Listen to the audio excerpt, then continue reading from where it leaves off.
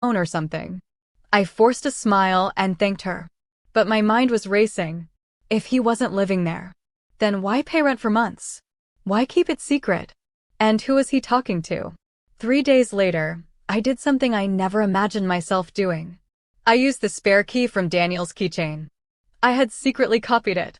Standing outside apartment 3B felt surreal. My hands shook as I inserted the key. The lock clicked. Slowly, the door opened. Inside, the apartment was small but clean. Minimal furniture. A couch. A small table. A bookshelf. And a bed in the corner. But what shocked me the most were the photos. On the wall. Photos of Daniel. Dozens of them. But they weren't normal pictures. They were old photos. Photos from years ago. Photos from before we even met. Then I saw something else. A small desk. And on the desk, a notebook. My heart pounded as I opened it. Page after page. It was filled with handwriting. Daniel's handwriting. Notes. Memories. Dates. Then I read one sentence that made tears fill my eyes. This is the place where I come to remember who I used to be before everything changed. I turned the page. And then I saw another sentence. I don't know how to tell her the truth. That night, I confronted him. I placed the receipt and the notebook on the table. Daniel's face turned pale. You went there, he whispered. Yes. For a long time, he didn't speak.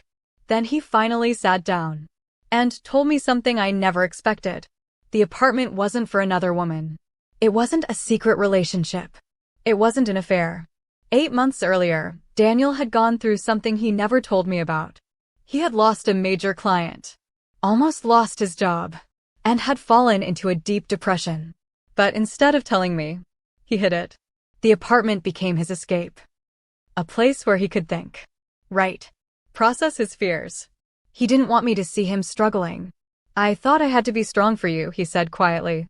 Tears rolled down my face. You didn't have to hide. He looked at me with regret. I was ashamed. For the first time in months, I saw the vulnerability behind his silence.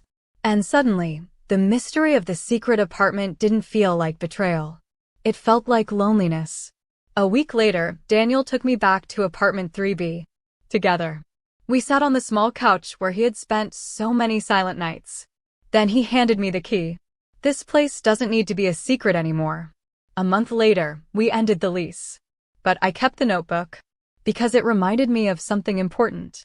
Sometimes the biggest secrets in a marriage aren't about betrayal. Sometimes they're about pain we're too afraid to share.